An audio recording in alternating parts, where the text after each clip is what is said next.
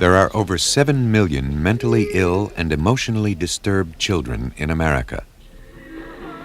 This program is about some of those children and the institutions they live in. Children of Darkness, next on Non-Fiction Television.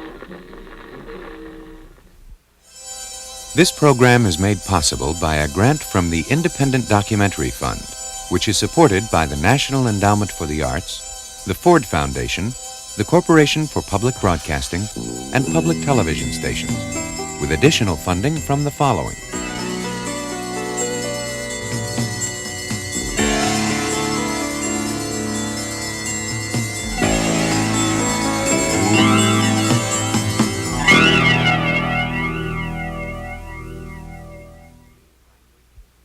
This program contains language and sequences some viewers may find disturbing.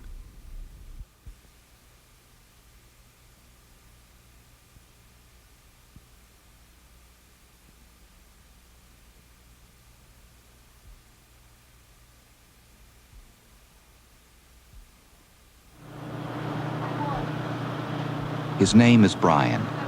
Along with 16 other mentally ill children, he's on a bus trip to the zoo. Brian believes that somebody is following him. A truck. A truck's following us. A truck's following us. A truck's following us.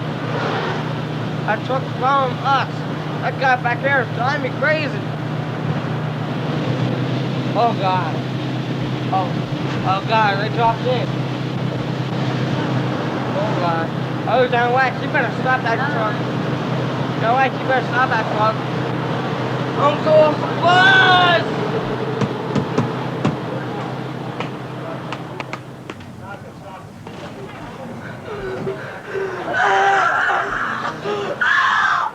It's gonna kill my motherfucking dog, my dad! I'm gonna kill you! Brian suffers from mania and schizophrenia. He's been this way since he was 4 years old.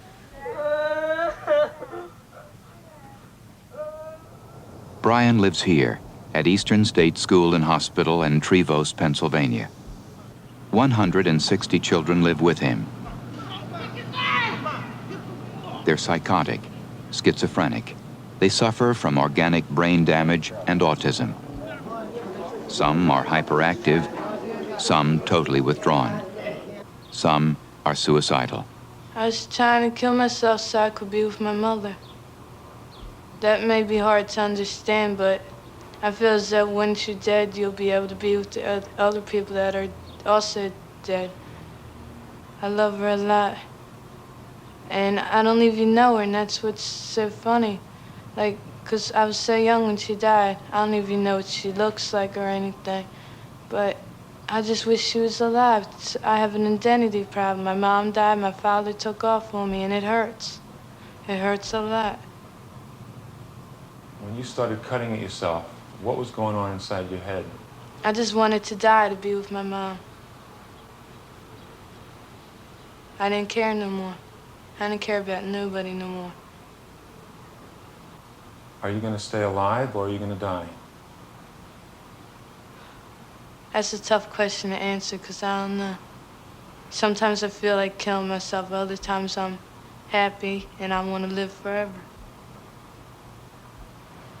Jerry's parents are alive, but because of his muscular dystrophy and emotional problems, they didn't want him. My parents were ashamed to go out because of me. They were ashamed to take me out, you know. It's like I was the black sheep of the family, it's like. Tomorrow is his 2-year anniversary, and his parents just more or less dropped him off here and said, "You got him, see you later," and took off. When my mom brought me here, I seen her, and I ain't seen her since that day. Since that day she brought me in here, I have not seen her. And 3 days after, they took off to Las Vegas and just left me here. And I didn't know for 6 months, because I was trying to call them at home, and I got somebody else moved into our house, and 6 months later, they let me a letter saying they were out in Las Vegas. And they enclosed it with a check for $20.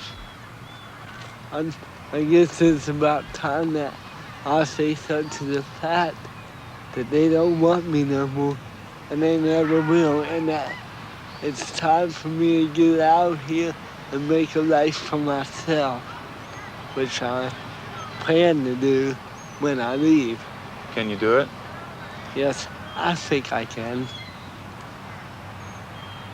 I think I can.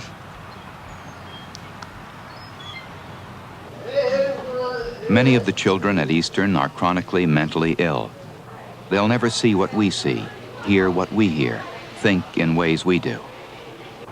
How much lube you got in there, son? Brian McAnally has lived at the hospital for the last 4 years. Oh, it's me. I want to go swimming, that's what I want. Oh, wait. Yeah! Praise the Lord, Jesus. Praise the Lord. We're buddies, right? Thank you, everybody, for coming. Thank you. Praise the Lord. I want you to lay down, please, Brian. Come on, I want you to lay down, okay? Don't get me sweat. I'm not going to get you sweaty. I just want you to lay down. Lay down, Mark. Because I think you need to relax. Okay. You're a little bit upset, okay? Okay.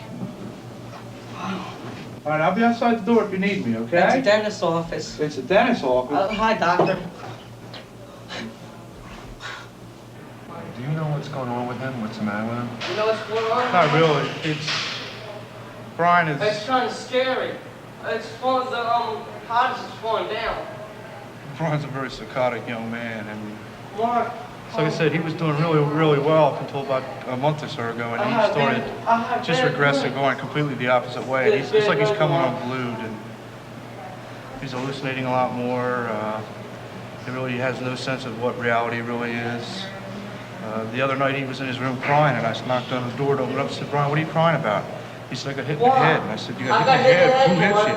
I got hit in the head. He said, "I was looking out the window and the sun hit me in the head." And he was like really upset all night about, you know, looking out the window, getting hit in the head with the sun.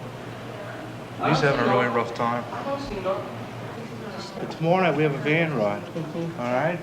And if you're good and if you feel better, maybe we'll take you out on the van ride. Okay. All right?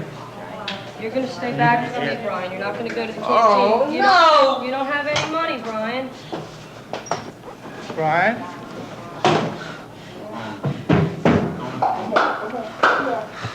Settle down, Brian. Come on. Now settle down. That's it. You breathe. That's it. Come on, lay down on your bed. All right, come on. Brian, no, you're not going to take this over. Come on. Well, Brian, do you want us to take it out of your room? No! Come on, I want you to lay down. Come on. I want you to... Yeah, you're getting Brian, yourself... you're getting all worked up. Come on. Come on.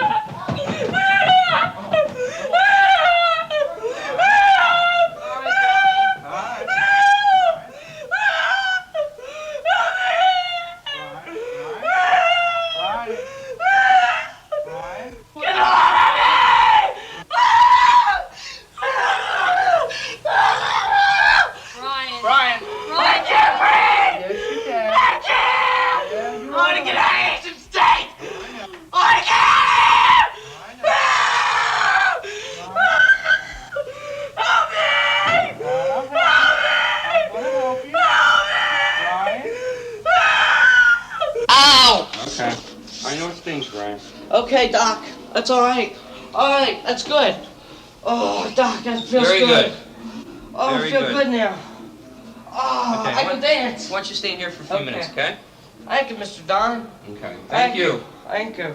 Okay, sit down. I'll call you Tank. I'll be Tank? back in a couple minutes. Okay, thank you. Thank you, Mr. Don. It's perfect. Yeah. What the hell does it all mean? I mean, you're here tackling kids, holding them to bed, sticking needles in them. Is that psychotherapy? What's going on? It's the best we got. I'm serious. It's the best that we have. I mean, there are other institutions that, you know, may be a little bit better. There may be a little bit more staff, but I've worked in enough institutions to know that this is, you know, it's the best system we got, and nobody's come up with a better system yet. Is everything that's going on upsetting you, Brian? Yeah, the walls are Yeah. cracking. The walls are cracking. Oh my God, look.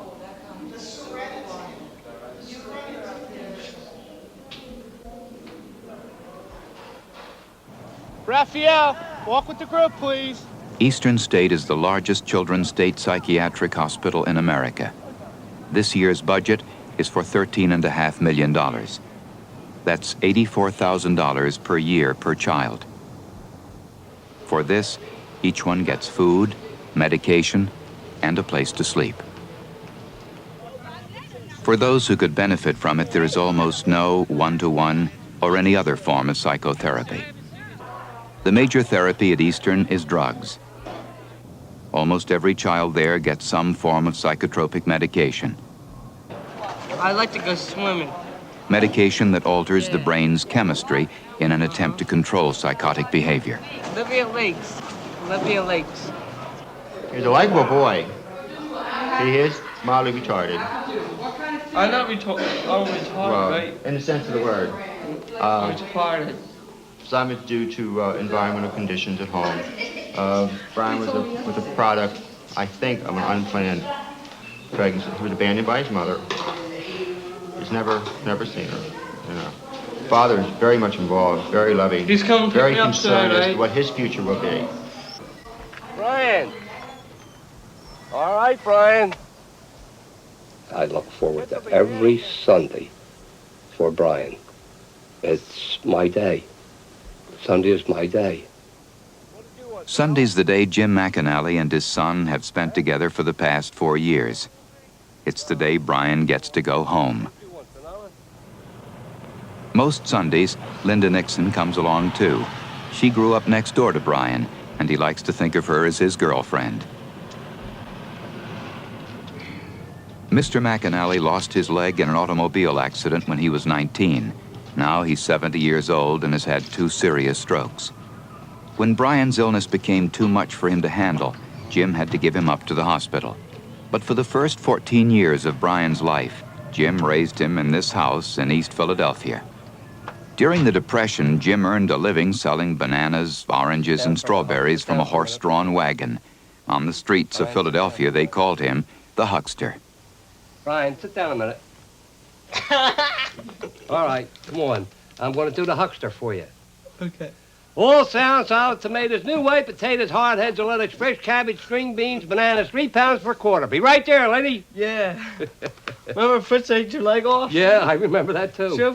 So how Fritz ate your leg off? I was laying on the couch taking a nap. Yeah. What's going to happen to Brian when I die? I don't know what's going to happen. Who's going to go take Brian out on Sunday or a Saturday? Who's going to bring him home for the holidays and show him the love and care that I show him? Maybe that's one of the reasons I shower him with affection now. To try to give him everything that I possibly can now, knowing that when I'm gone, he won't get it. Yet, Brian is taken care of financially. He won't want, but he will want love and affection. He will want love and affection. Where is he going to get it? Where is he going to get it? It was like afraid. There's nothing wrong with Brian in my eyes. Hi, Grandpa. Nothing at all. He's just a normal person to me. See, other people think he's, there's something wrong with him. But in my eyes, there's nothing wrong with Brian. Dog wants to go in the camera, too. Too many people tease Brian now. Too many people do. And I don't like it. So I stick up for him. What can I do? I think a lot of Brian. A lot. I really do. I think a lot of Brian. A peaceful and happy life for Brian. That's all I can ask for. But God will see fit to take care of him, watch over him, and that he doesn't have any heartaches more than he has now. One day, if he's lucky, Brian may go to a group home for the mentally ill. But there are just 5 in all of Pennsylvania, with just 45 young people living in them. So it's more likely that when Brian's too old for Eastern, he'll be sent to an adult institution. The hardest part of my day is Sunday when I take him back to school. Knowing that I'm going home to an empty house when Brian should be with me. When Brian should be with me. And I have everything in Brian's room as if he's with me every day. When I go past that bed, I can picture Brian in it. When I'm going to bed at night, I can picture Brian in it. And it hurts. And it hurts. That's when I pray for him. You know where you're at now, Brian? Brian? What? Do you know where you're at now? School. That's right. And are you going to be good for Dad? Yeah. That's right. All right, let's go. Brian, come on. Kiss Linda. God love you. And let you shake hands with Dad. Okay. I love you, Dad. I love you too, honey. I love you a lot. Okay. Good night. Good night, honey. I'm gonna walk him over, Jim. All right, honey. This is the hardest part of the day. Just bringing him back here, knowing that I won't see him till next week. There's no Brian in the bed upstairs. I can't tell you anymore.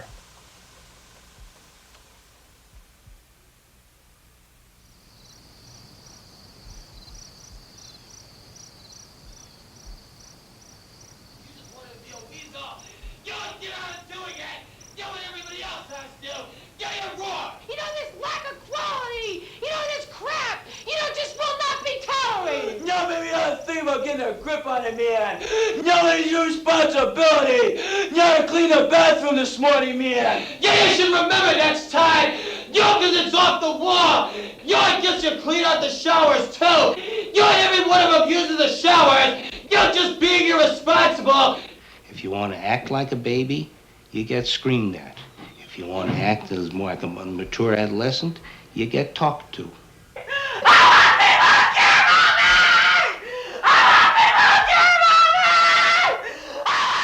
One of the things that we do here is we don't bullshit kids.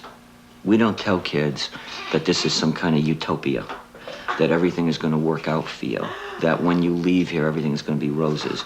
We don't tell them that out there is a nice place either, because it's not.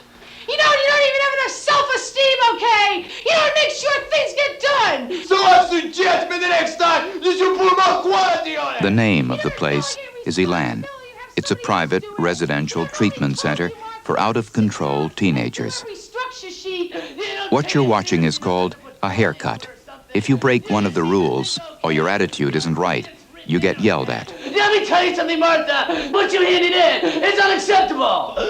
Why can't people accept me for me? The teenagers who come here are not mentally ill. Psychiatric hospitals don't work for them.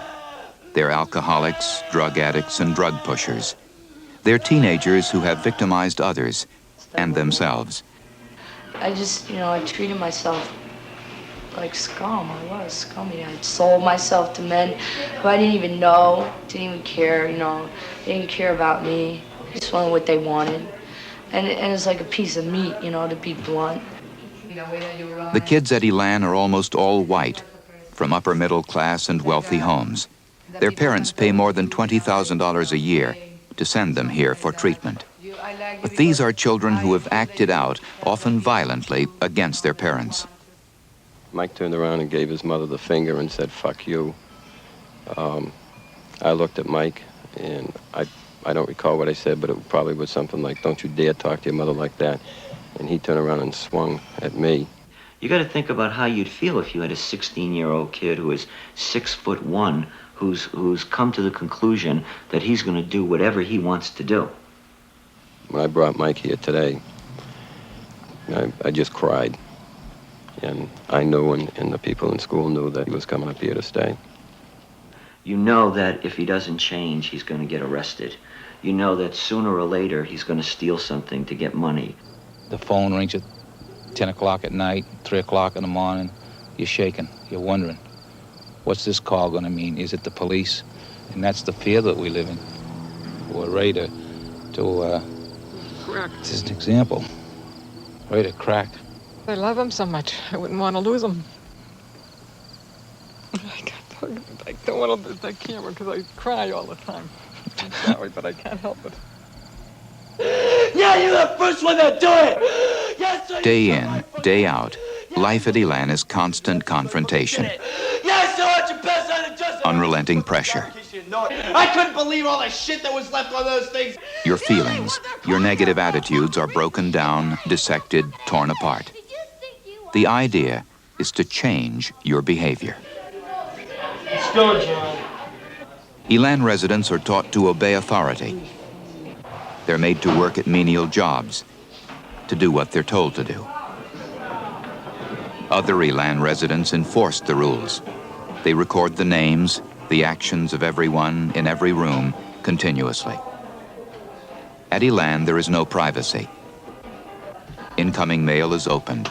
Outgoing mail is read and censored. Telephone calls are monitored. Every conversation is subject to eavesdropping and informing. I want to drink and I want it right now. In therapy, your problems, your hang-ups are all laid bare. I want to drink and I want it right now! I want to drink and I want it right now! I want to drink and I want it right now! I want to drink and I want it right now! I want to drink and I want it right now!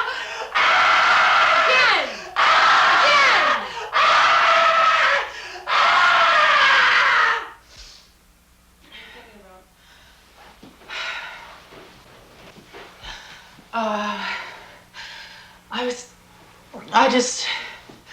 when I feel like that, it's like there's nothing holding me back. I'm so out of control that I can't stand it.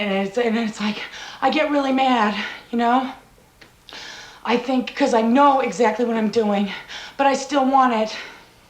You know, I don't care about anything else but that. Before I came to Elan, about 6 months before, I had like 3 suicide attempts in a row.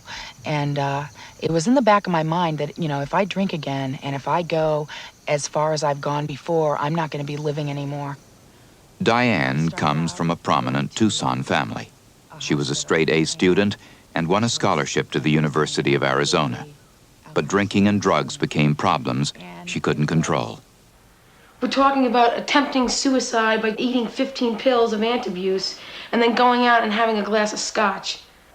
We're talking about waking up in the morning and just because you don't have booze, drinking shaving lotion just to get alcohol out of it. Okay, we're talking about going into convulsions and going into seizures and going into blackouts that you almost never came out of. I was at the point where I was pretty wasted one night. And I went out and I got a butcher knife and, you know, started stabbing myself in my stomach, which partly because I wanted my father to, you know, come and say, it's okay, Diana, you know, you're gonna be all right. You know, you're a very sick little girl. We'll take you to the hospital and, you know, sew you up.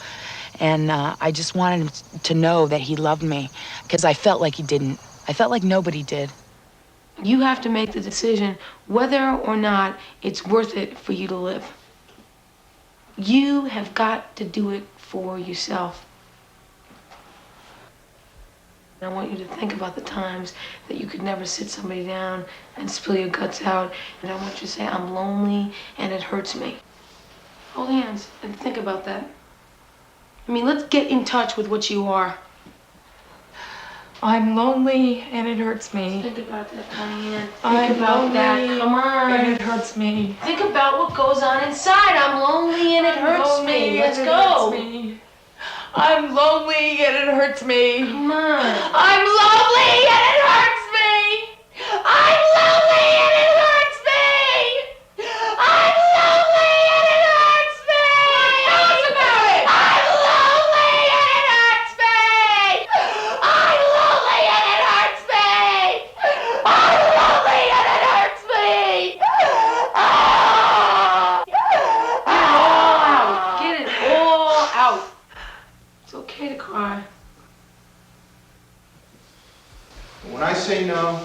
Drop your hands and you all say no. No.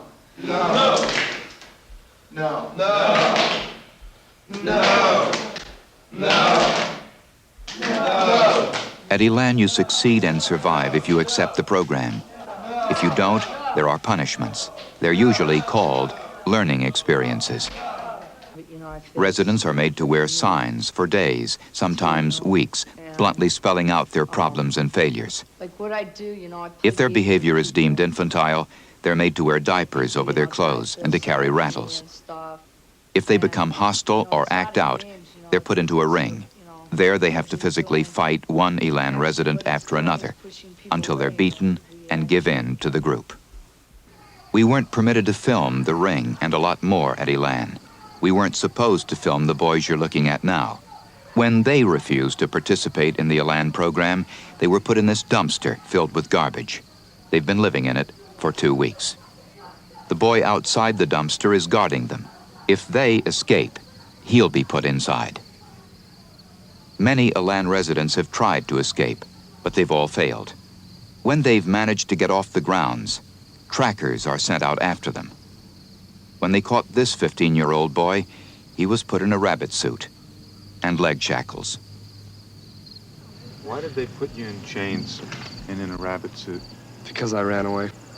When they put them on me, they told me, that they were going to be on me, until I left. But, it's been 2 weeks so far. What does it do? Okay, it humiliates him and it restricts his movement. He's run away from here 4 times, okay? He's run away from every place he's been before at least 17 or 18 times. I won't run away again. I told him that. I told him I won't run away again, but if they were going to put me in jail, they put me in jail. If they wouldn't, they'd have to make me walk around with shackles on. This boy's been in and out of juvenile detention centers for years and faced charges of breaking and entering and assault. For him, it was either Elan or jail. The kid has no idea what prison is like. Somebody has got to introduce to him some realistic concepts of what's ahead of him, and he's gonna hit jail if he doesn't change. What's gonna happen to him? He's 5'6", he's got bright orange hair and blue eyes. How long is he gonna last in jail? I'm not a dog, I'm not even a person anymore, This is supposed to be America, I still have rights as a human being to walk around. And I can't even do that with these things on. Those things stay on him. He decides how long they stay on him, not me. He makes that decision. If he came up to his director tomorrow and said, I want to get back involved, I want to change, okay? I want to participate, I want to try again, they would come off like that. Okay, if he wants to act like a criminal, he'll be treated like a criminal. It's that basic. Now, if that is robbing him of his dignity and robbing him of his freedom, then yes, I'm guilty of it. Elan claims its graduates are now leading happy, productive lives, that they're staying in school, going to college and working, that drug use is way down, and criminal involvement cut by more than half. But parents of some former residents dispute these claims. When Rhode Island parents complained, the state investigated and found that of 117 former Elan residents from that state, 70 had been arrested, and that one is serving a life sentence for murder in South Carolina. Nevertheless, this year, parents from more than 22 states and 8 foreign countries will send 200 of their children to Elan for treatment. Yeah, you did it anyway! Yeah, you just wanted to, man! Yeah, you don't really care! In the United States today, 5 million acutely mentally ill children need treatment of a very different kind. 500,000 are psychotic, 2 million schizophrenic. 1 in 5 suffers from depression. They need immediate psychiatric help, usually in hospitals. For most Americans, private psychiatric hospitalization isn't possible. The cost for one child can be as much as $120,000 a year. Medical insurance doesn't come close to paying for it. For poor, middle class, even well-to-do families with children in need of long-term care, after savings run out, there's usually just one place left to go: the state hospital. In our country, 20,000 children are admitted to them every year.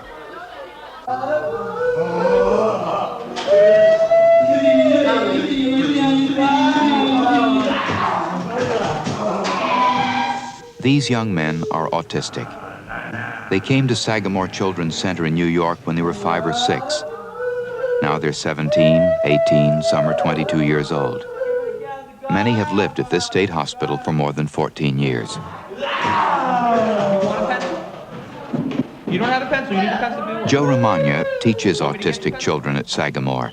He's been doing it for the last 12 years. I'll get you. Many of the children in Joe's class get some form of psychotropic medication. The drugs Howard gets control his epileptic seizures, but their side effects can put him to sleep. Let me see, anybody in here? There he is, there he is, all right. Feel any better? Ready to do some schoolwork? Come on, let me give you some work to do. You make me earn my pay, Howard. I can't have you sleeping here. I can't have you sleeping here. That's too easy. That's too easy, Howard. Let's see. Maybe this will wake you up. All right, Howie. Let's try this, buddy. Let's try this. All right, we can take these. Oh, excuse me, ma'am. Why don't you wash your face? Go ahead. Uh-oh, this is gonna hurt. Look out for the shot. Oh. What I hope for them is that they can be happy and be taken care of all the time. I don't have hope for all of them they will be like you and me. I don't think that's possible at this point. You take a kid who's 18, 19 years old, hasn't learned yet to speak, can't write his name yet. I have hope that they're going to be totally normal. I can't say that I always felt that way. When these kids were 7 and 8, I used to think so. A specific kid, I would say, yeah, this kid is he'll make it. He'll be, he'll straighten out. He'll be a lot better off than this. But 12 years later, I see a kid almost the same as he was. He's gotten a little bigger. He shaves now, or somebody shaves him. But he's not totally. He's not a hell of a lot better than he used to be.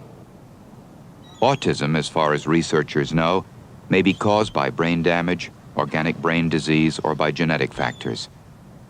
One hypothesis is that autistic children inherit a lack of resistance to a virus that destroys part of their brains.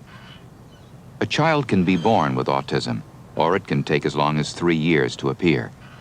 But early on, there's usually a feeling, a recognition that something is not right with your child. Spell Lisa for me. Spell Lisa for me, Lisa. No, put your pencil down a minute. Why don't you spell Lisa for me? Don't write it, spell it. How do you spell Lisa?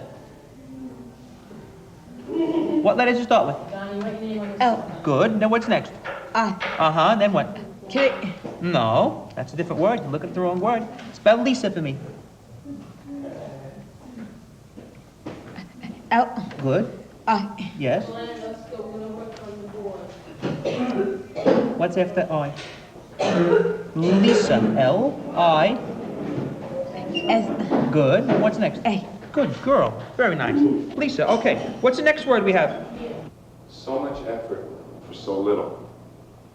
A lot of people say that. It's not a little to me. It's not a little. A kid, he's a kid. And, he deserves a chance to be here like everybody else. He deserves a chance to get better, to enjoy himself. What are you doing, Howard? The kids need to have somebody close to them. And it's important to me, while I'm doing what I'm doing, that I'm close to the kids too. Come on. They are, a lot of them, very special to me, the kids. Some more than others, the ones I know longer, I feel very close to them. I have no plans to do anything but this for the rest of my life. I mean, I'm certainly comfortable doing this. I get a good feeling I work with these kids, and I think I'm doing something for them. And I think they appreciate me, What do we send you to school for? You character. Sometimes you can bother me, but sometimes you gotta do your work, right? Right? You didn't do any work? In their way, I think they love me. Like I said, they can't tell me that, but it's possible. 100,000 children in America have autism. Most of them live a normal lifespan. They grow up, they grow old, but they usually don't get better. And they can get much worse.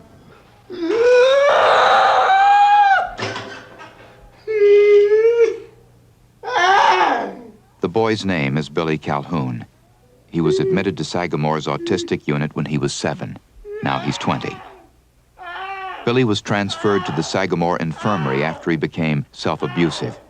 He's lived here in restraints for the past 2.5 years.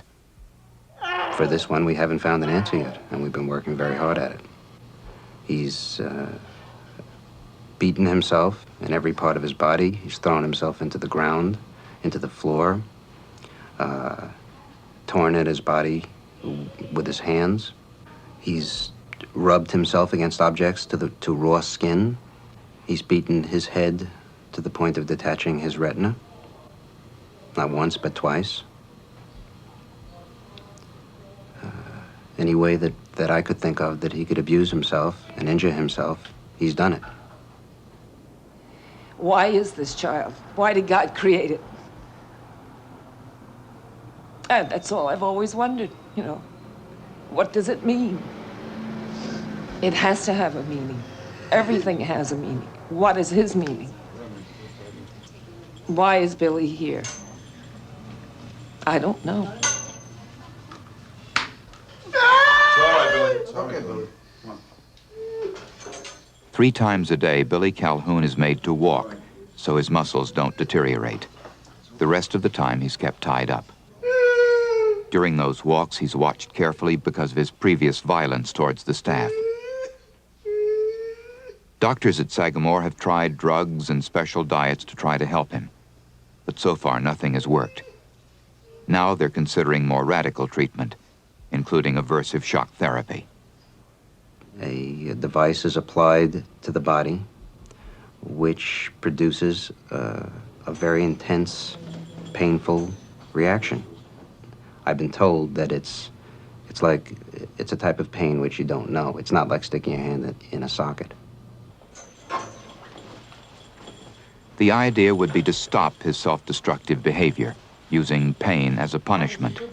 And if Billy's condition doesn't improve, Sagamore doctors say they'll reluctantly consider a lobotomy.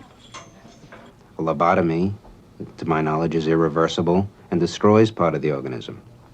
But I suppose that if it came down to the point where there absolutely were no other alternatives, then I can see where that could be a consideration if it meant keeping him alive. He's coping, I guess. But don't let it get any worse where he's miserable all the time. If he's not going to get any better, fine, but if he gets sick, as bad sickness, make it a sickness that would take him, as opposed to a lingering, any more pain. In this business, there's no guarantees of success. We're not God. We're the hospital. We're trying to do the very best we can. What about making him better? I can't do it. I can't do it now. I'd like to find a way. We all would. Many years ago, there was a member of our family that has handicapped children. And she went to church and asked the priest, why me? And she said, the priest said to her, don't you know God looks all over the world to give these problems to, and he never gives them to anyone who can't handle them. That was very satisfying to me. I thought, okay, there's my answer. I didn't ask for this. We never knew that we had handicapping conditions in the family. And they're showing up in these generations. And I figured, okay, if that's what you gave me, I guess you figure I can handle it. So it's just the way we've lived it. More than half of the children you've seen in this film will retain their illnesses into adult life, and most of them will be sent to adult institutions. For parents, what looms ahead is frightening. A realization that their children may never get well, that their lives may be spent in institutions. And there are other fears. Fears that come from giving up control of your child's life, and of placing that life in the hands of strangers.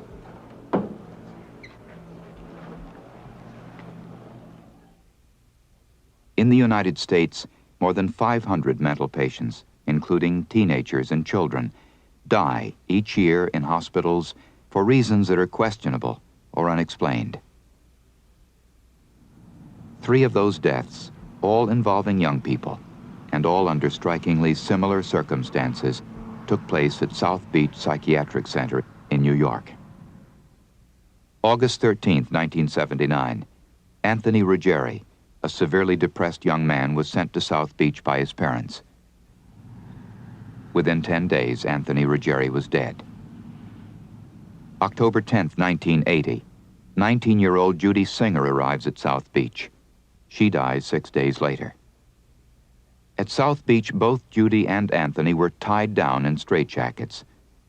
Both of them were placed in seclusion rooms. Both were given massive amounts of psychotropic drugs. According to South Beach records, Anthony's order was for more than 8 times the maximum daily recommended dose.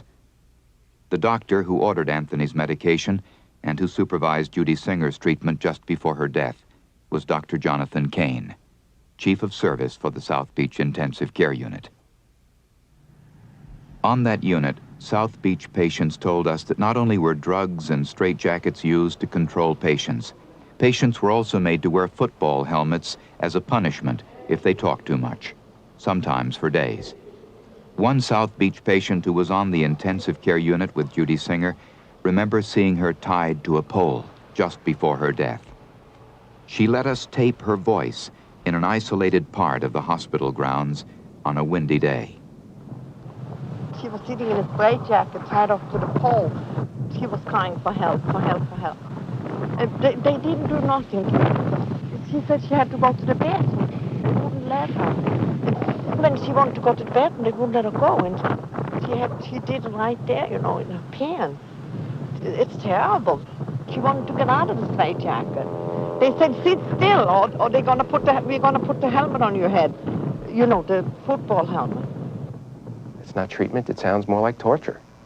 To put them in the middle of a room, tie them to a post, and let them defecate on the floor. That's not treatment. I don't care what one's behavioral philosophy is. Clinical medical practice. Dr. Paul Casadante is clinical assistant professor of psychiatry and teaches at the New York University Medical School. What it shows is, as I say, at best, a carelessness. What it shows at worst is a perverse inconsideration of all of the good principles of medical practice that we all were taught. She wanted to get out of it. She was, you know, struggling, and she slid down on the floor, you know, so she started crying. You have to take her out of the straitjacket, I said, because she can't sit there. She's turning blue. But they wouldn't listen. 11 months after Judy Singer's death on his unit, Dr. Jonathan Kane was reassigned to treat patients in another part of the hospital. 2 years after Anthony Ruggieri's death and 10 months after Judy Singer's, 17-year-old Andrew Zamora was admitted to South Beach. He was agitated, withdrawn, suspicious. His diagnosis? Acute paranoid disorder. At home, Andrew painted. He kept to himself. He wrote poetry and listened to music. But Andrew had problems connecting with people. He didn't seem to know how to fit in, and he believed people were going to hurt him. Andrew had been to South Beach before, and he was afraid to go back. Afraid of the drugs he was given, the spasms they caused in his arms and legs. He was afraid of being put in a straitjacket. But as he became more agitated, his parents reluctantly decided to admit him. For the 2 days that followed, the Zamoras were not allowed to speak to their son. They were not allowed to visit him. They were told nothing about his treatment. On the 3rd day, August 17th at 5 p.m., Dr. Jonathan Kane, who was the on-call psychiatrist for emergencies that day, went to a phone at South Beach and dialed the Zamoras' home number. I received a call from the hospital. They were sending a police car down to me. It was an emergency situation, and I got hysterical. And I said, what sort of an emergency situation? And Dr. Kane refused to tell me. He said, I want you to come down to the hospital, and I'll explain it to you then. We got there, and as soon as I got in, he said, I guess as you expected, Andrew is dead. I said, as I expected. I couldn't believe it. I said, how could my healthy child be dead? I said, you gave him something he shouldn't have received. What did you give him? He says, I don't know. I'll have to look up the medication. According to South Beach records, along with other drugs, Andrew was injected with Thorazine.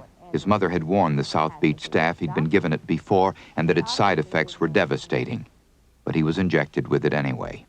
Following that, he began biting his tongue and moaning. But hospital records show the staff believed he was faking a reaction to the drug, and a canvas bed net was thrown over him and tied down to the corners of his bed.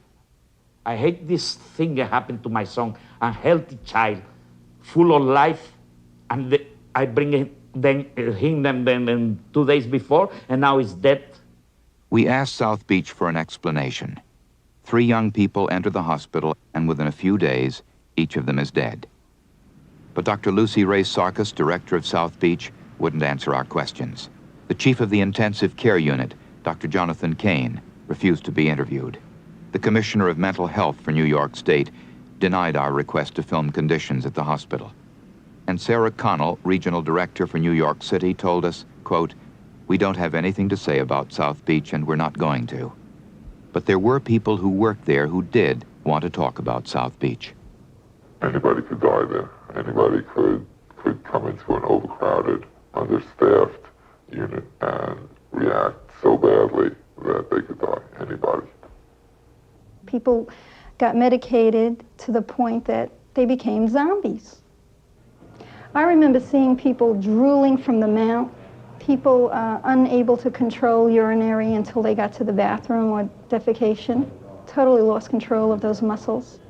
I just questioned a lot of things going on. I mean, under the name of mental health, I felt the people who were labeled patients were used as experiments. They were like guinea pigs. On August 17th, Andrew Zamora was injected 3 times with Serental, a powerful psychotropic drug. One of Serental's side effects is to disrupt the body's ability to cool itself. Andrew was in a room where the air conditioner was turned off. The windows were sealed shut. Andrew was kept tied down as the heat in the heavy canvas bed net became unbearable. Just imagine what it's like, that you're sweating, that the heat is building up inside of that canvas bag, that there's very little means of your perspiring other than through your head. Imagine what it's like to be struggling against that. I'm angry. I'm angry because I think my son suffered, and it hurts me. I can't stand to think that somebody would treat somebody else like that. A good portion of the time I see them as potential sources of aggravation for me. There's nobody that I'm dealing with that I love.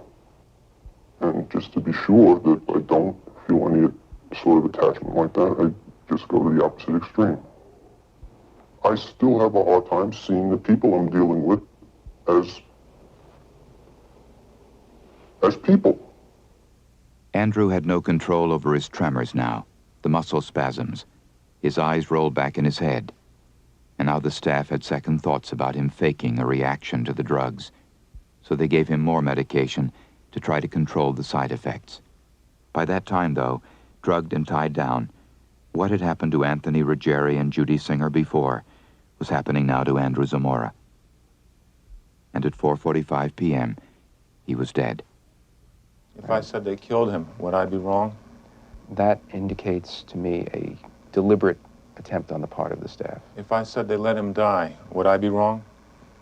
That you would not be wrong.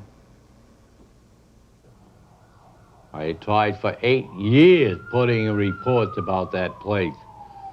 And I just quit because it fell on deaf ears. No one wanted to hear it. We have had patients hang themselves in a 6-foot closet. 2 of them. They just walked inside the closet, tied something around their neck, put it on the hook, and just sat down and hung themselves to death. Where was the staff? I hope that God has Andrew with him and at peace. I have this feeling when I was at Mass today, it was such a beautiful Mass, that he was at peace and he was with God. I believe that there has to be a better world in this life because I think there's too much suffering and pain in this life, and after we die, there has to be a better world. And I'd like to believe I'd have some peace in our lives if I could believe that Andrew's happy now and is in a better world than he left. The most thing I can love in my life is my son. Very much. I can't even express. I am suffering now because of him, and I'm blaming myself of his death. And I love him very much, very much. I can even, I don't have the words to express the love of my son. The most important thing in my life today is to communicate with my son. Communicate. And I wanted him to tell me, Daddy, you're right. You was a nice man. You're not guilty of my death. But now when I don't have my son, God, you help me. Help me talk to him. Help me talk to him and telling him all the wrongs I did to him, that I feel sorry. He cannot hear me. When I'm looking at him in the funeral parlor, I talk to him, he cannot talk to me, and now I want you to be between him and me and telling me what he feel about me. In the year and a half since Andrew Zamora died, there have been 62 more patient deaths at South Beach. New York State is currently investigating 14 of those deaths, which they consider questionable and unexplained. Dr. Jonathan Kane, Chief of Service of the South Beach Intensive Care Unit, resigned 3 months after Andrew died. What I think this should serve to show is that without careful clinical supervision, without well-trained people, without people who are interested and concerned with their work, that incidents like this can happen. We need people to take a more active interest in the mental health system, and not just the patient advocates who get up there with cardboard posters and protest all treatment, and who throw rocks at the gates of the state hospitals, but rather people to take an active interest in staffing the hospitals and improving the quality of care, and not just hoping that things will get better, because hope will not do it, no matter how deep.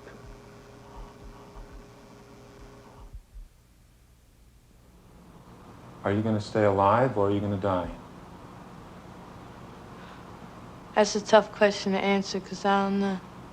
Sometimes I feel like killing myself, other times I'm happy and I want to live forever. Denise ran away from Eastern State Hospital just before her 18th birthday. Neither hospital officials or friends know where she is or what's happened to her. It's time for me to get out here and make a life for myself, which I plan to do when I leave. Can you do it? Yes, I think I can. I think I can. Jerry did leave Eastern State and is now living by himself in a small Pennsylvania town. So far, he's been unable to find a job, but he's determined to stay out of the hospital and to make it on his own. I'm going to do the huckster for you. Okay. All sound, solid tomatoes, new white potatoes, hard heads of lettuce, fresh cabbage, string beans, bananas, 3 pounds per quarter. Be right there, lady. Yeah. Remember Fritz ate your leg off? Yeah, I remember that too. Brian McAnally is now 18 years old enough to be sent to an adult psychiatric hospital. But recently, he's been accepted by a new group home now under construction in Philadelphia. When Brian moves in, he'll live just 4 blocks away from his father's home.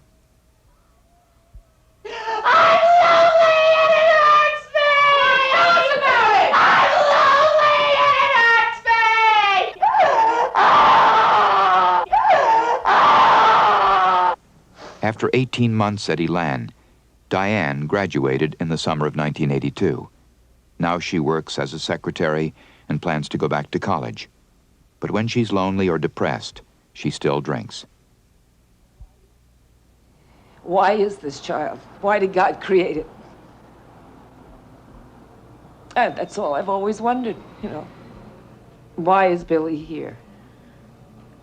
I don't know. Billy Calhoun has not been given aversive shock therapy or a lobotomy. Although he still lives in the Sagamore Infirmary, now he's out of restraints 13 hours a day. For the past year, the Sagamore staff has worked intensely with Billy, rewarding him with praise and affection for not hurting himself. And his self-abusive behavior is almost gone. Billy's improved so much that now he's able to attend a special school with other children.